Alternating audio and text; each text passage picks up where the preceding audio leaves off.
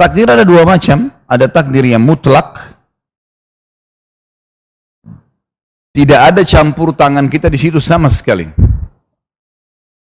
Ini sudah pernah saya kasih contoh pada saat ada yang pernah bertanya dulu, tapi saya ingatkan karena memang ini poin bahasan kita. Seperti paras wajah kita, alisnya berapa lembar bulunya, ya, bola matanya berapa lembar bulu matanya, bentuk hidung, tulangnya, berapa lembar bulu hidung di dalam, mulutnya, aturan giginya, di sini taring, di sini seri, di sini dan seterusnya, kemudian pipinya, kulitnya, komposisi di dalam, urat-urat sarafnya, semua, kupingnya bentuk seperti ini, gendang telinga di dalam, semuanya, sampai ke dalam tubuh kita. Dagingnya, ya, lemaknya, sumsumnya dalam tulang, jantungnya, hatinya, livernya, dan seterusnya. Ini nggak ada campur tangan manusia. Allah yang pilihin. Nggak ada kuasa kita di situ. Jenis kelamin, laki-laki, perempuan, nggak bisa. Anak kita lahir, keluar laki-laki atau perempuan, udah.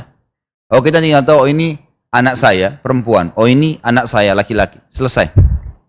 Kita nggak lebih daripada itu, dan tidak bisa lebih daripada itu memang. Sama kita tidak bisa milih anak kita juga tidak bisa milih orang tua. Kita kalau lahir, ini ibumu, ini ayahmu. Nggak bisa kita milih, saya nggak mau ibu ini, saya nggak mau ayah ini, nggak bisa. Mutlak, nggak bisa kita campur tangan di situ. Sama dengan segala jenis makhluk yang ada, tumbuh-tumbuhan, jenisnya, ada buah-buahan, ada sayuran, ada yang tidak berbuah, ada yang pahit, ada yang berduri, semacam-macam. Dari rumput sampai pohon beringin. Nggak ada campur tangan kita, nggak ada andil. Kita bahkan tidak mampu buat satu lembar daun. Hewan-hewan, harimau begitu kulitnya, dengan lorengnya, kemudian singa, kemudian kelinci, kemudian rusa, kemudian ini, dan segala macam fenomena alam. Pergantian siang malam, nggak ada campur tangan kita di situ. Kemudian juga hujan, musim hujan, turun salju, kadar air di laut, di sungai, kadar air hujan, kadar udara, oksigen, ya, kadar api yang kita pakai, tanah, semuanya itu. Dan ada banyak, semua pokoknya itu adalah mutlak, yang sifatnya memang sudah diciptakan sama Allah dan kita tidak bisa campur tangan di sini. Termasuk fungsi-fungsi tubuh kita, ya, mata melihat, telinga mendengar, mulut mengucap, ya, lidah mengecap, tangan memegang, kaki melangkah, semua punya fungsi dan tidak bisa dialihfungsikan itu. Susah dialihfungsikan. Nggak bisa kita alihfungsikan, misalnya makan lewat kuping, nggak bisa. Ini kuping kamu dengar, nggak bisa kita ubah. Ini perlu memahaminya. Dengan ini kita faham ternyata ada sang pencipta memang yang mengaturnya dengan keadilannya tadi saya bilang. Jangan lupa itu. Allah dengan keadilannya. Kenapa yang ini pendek, kenapa yang ini tinggi, kenapa yang ini putih, kenapa yang ini hitam, kenapa yang ini jelek, kenapa ini yang gagah atau cantik, kuasa sang pencipta. Dan Allah lebih tahu memang alis kita ini yang paling cocok buat kita, hidung kita ini yang paling cocok buat kita, paling cocok semuanya. Kalau diubah-ubah pasti jadi ngaco semuanya. Makanya kata Nabi SAW, Allah murka pada orang yang mengubah ciptaannya. Jelas matanya sudah begitu, dibuat besar matanya. Kenapa? Sudah begitu Allah kasih. Dan Allah dengan kemahaadilannya akan mengutus orang yang suka dengan itu. Ada orang matanya sipit, Allah utus nanti pasangannya suka dengan mata sipit. Tidak usah khawatir. Allah datangkan. Ada orang yang botak kepalanya, ya Allah kirim perempuan suka botaknya. Tidak usah khawatir. Tidak usah bilang, oh saya gemuk nanti ada yang suka. Ada yang suka nanti gemuknya. Kuasa Allah. Jadi tidak perlu khawatir. Semua di bawah pengawasan sang pencipta. Jelas ya? Nggak ada suara, senyap nih. Faham atau enggak nih? Alhamdulillah. Takdir yang kedua, takdir ikhtiar. Saya silakan dengan ikhtiar, kalau dalam buku-buku akidah biasa disebutkan dengan af'al ibad. Jadi takdir itu definisinya adalah sesuatu yang telah Allah catatkan tentukan di Lauhil Mahfuz, di sebuah buku di langit sana, dengan kemahaadilannya. Hanya saja keputusan di Lauhil Mahfuz ada yang sifatnya mutlak, kita nggak ada campur tangan di situ. Masuk dalam mutlak ini ajal ya, kita mati kapan. Itu adalah mutlak. Dalam bab rezeki juga ada mutlak. Pernah saya jelaskan ini, dalam masalah rezeki ada mutlak. Seperti minuman ini saya nggak pernah pesan dari panitia sebelumnya, disiapkan. Kemudian saya minum, ini berarti rezeki mutlak saya. Nggak pernah saya pesan sebelumnya. Kita lagi duduk di rumah, tetangga kirimin makanan. Orang tua kita kerja keras, mereka mati, kita dapat warisan. Sampai kepada kita, mutlak. Kata Nabi SAW, kalau seseorang di antara kalian lari dari rezekinya, sebagaimana dia lari dari kematian, rezekinya akan mendatanginya sebagaimana mati akan mendatanginya. Maksudnya rezeki mutlak tadi. Ada hadis yang lain juga berbunyi, kata Nabi SAW, hadis sahih, nggak ada jiwa yang meninggal dunia kecuali akan diberikan semua rezekinya. Yang dimaksud adalah rezeki mutlak di sini. Kita masuk ke takdir ikhtiar. Sesuatu takdir juga yang telah Allah tentukan di Lauhil Mahfuz, tidak ada lagi perubahan di Lauhil Mahfuz. Hadis Bukhari yang berbunyi, awal yang Allah ciptakan pena, lalu Allah suruh pena mencatat semua takdir. Maksudnya di sini masuk mutlak atau ikhtiar. Apa itu ikhtiar? Ini sebenarnya takdir satu, cuman untuk lebih memberikan pemahaman.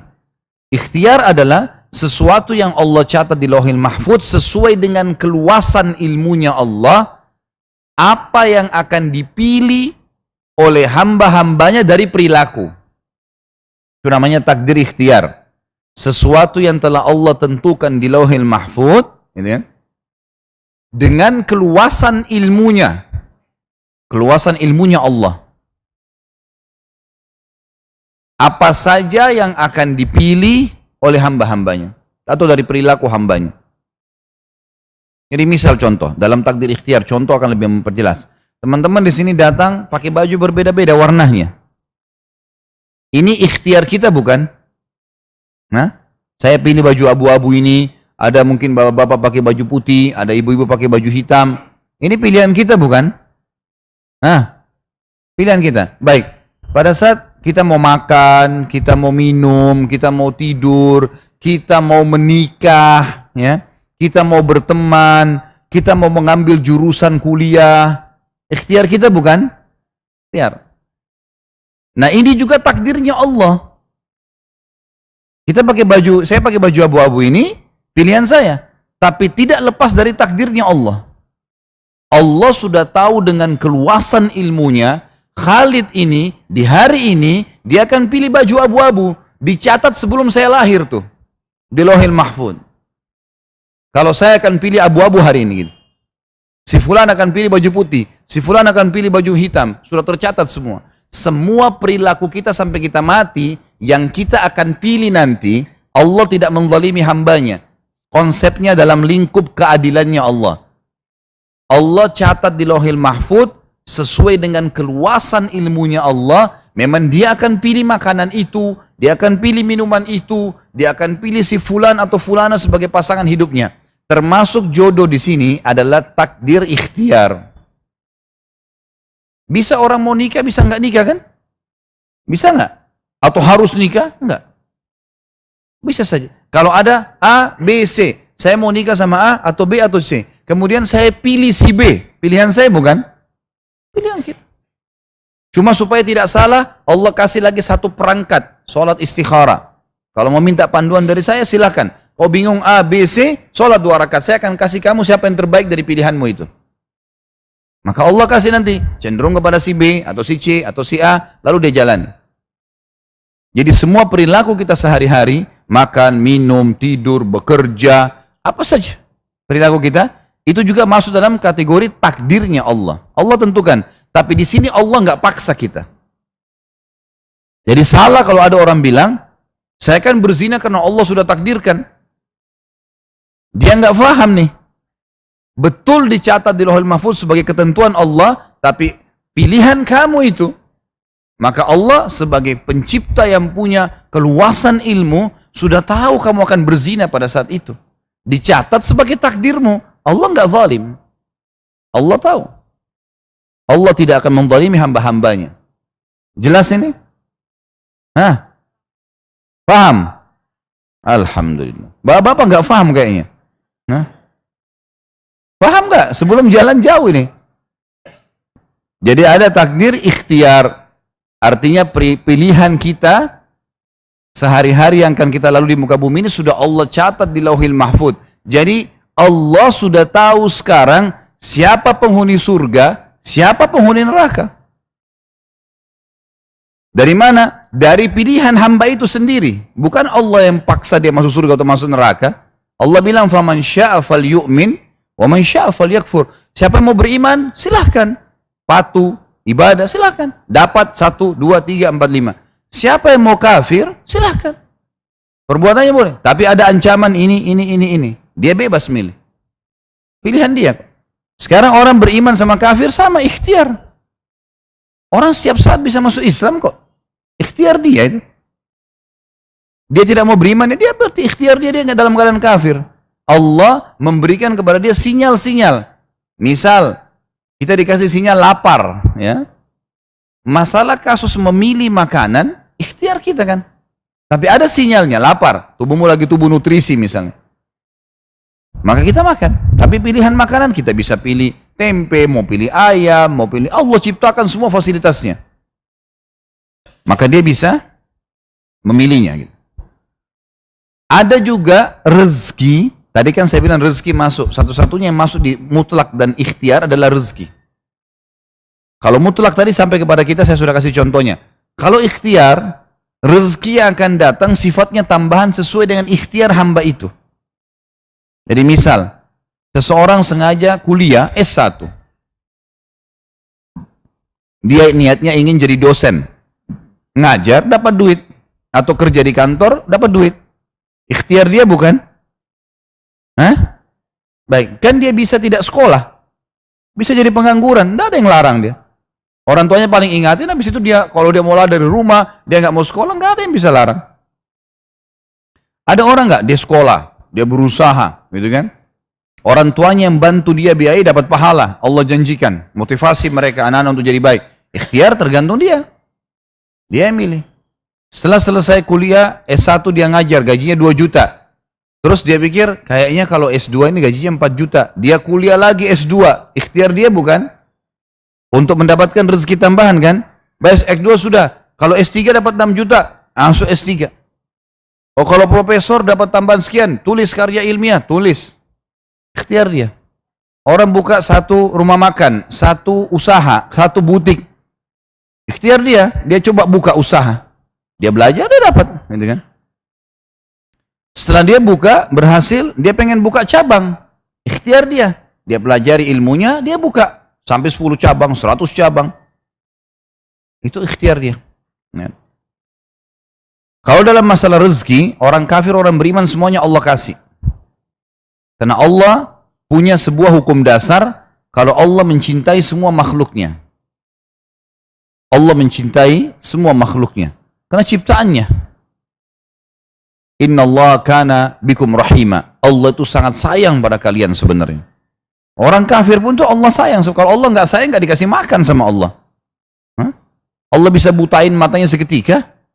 Allah bisa putusin urat sarafnya, penciptanya. Bisa tiba-tiba Allah buat fenomena terjadi tabrakan, mati, bisa semua yang terjadi. Tapi Allah sayang dengan makhluknya. Fir'aun mengaku sebagai Tuhan. Dosa apa lagi lebih besar daripada ini? Nantang Allah, padahal dia manusia biasa. Dia bahkan tidak bisa membuat 1 lembar rambutnya. Tapi dia ngaku Tuhan. Allah utus padanya Musa dan Harun alaihissalam.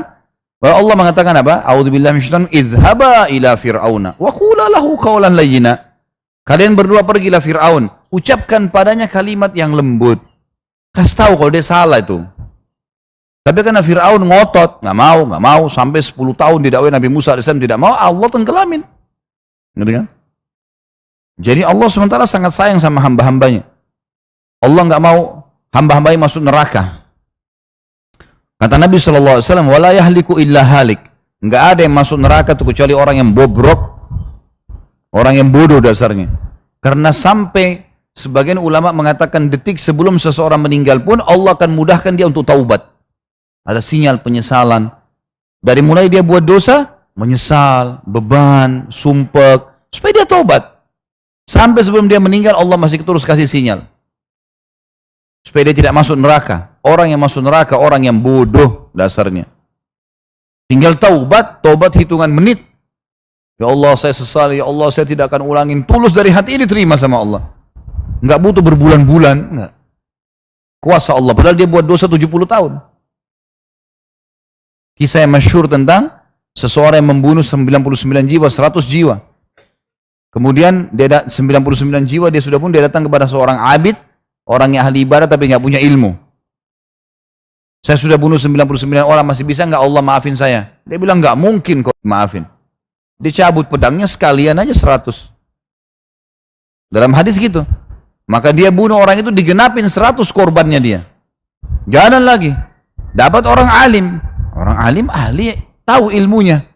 Saya sudah bunuh 100 jiwa. Allah masih bisa maafin nggak? Oh bisa. Rahmatnya Allah luas.